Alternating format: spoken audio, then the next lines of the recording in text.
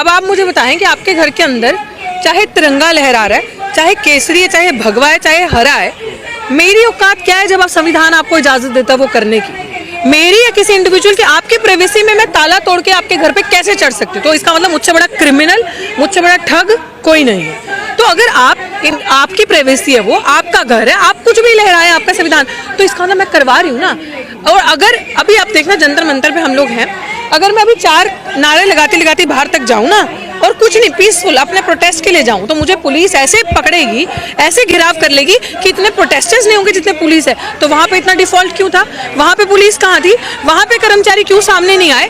तो ये सारी चीजें बोला जाता है कि यहाँ साइलेंट हो जाओ, गुंडाइयों के लिए दरवाजे खोल दो। आपने बहुत दंगे ऐसे भी देखे होंगे, मणिपुर की बात ले लो, कैसे वहां पुलिस भाग के चली गई और वहां पे सारे जितने भी वेपन्स थे प्रोवाइड किए गए दंगे वालों को। तो इसलिए ये सारी चीजें हम लोगों को समझ में आती है कि कुछ भी ऐसे ही नहीं होता, करवाया जाता है, ये प्रोपेगेंडा सेट किया जाता है। फिर मीडिया को जिसे कहते हैं ना चील कौओं की तरह एक नैरेटिव मिलता है, फिर उस पर प्रचार होगा, फिर बार बार दिखाया जाएगा कि मुसलमान ऐसा है, मुसलमान खराब है, मुसलमान ये है, दहशतगर्द है, ऐसा किया वैसे क्या।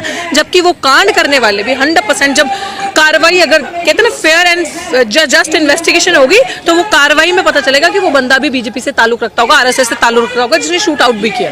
अंबेडकर साहब की जयंती मनाई जाती है बहुत भारी तादाद में पूरे देश भर में, कहीं कोई पथराव नहीं होता, कोई मुसलमान पत्थर नहीं फेंकता। लेकिन जब हिंदू धर्म के यात्रा निकाली जाती है, शोभा यात्रा या जो भी रहा हो, तो उस पर यह आरोप लगता है कि मुसलमानों ने पत्थरबाजी की है। ऐसा कैसे होता है? देखो, इस देश में देश को बांटने के लिए और दहशत फैलाने के लिए बड़ा इजी नैरेटिव है हिंदू और मुसलमान, है ना।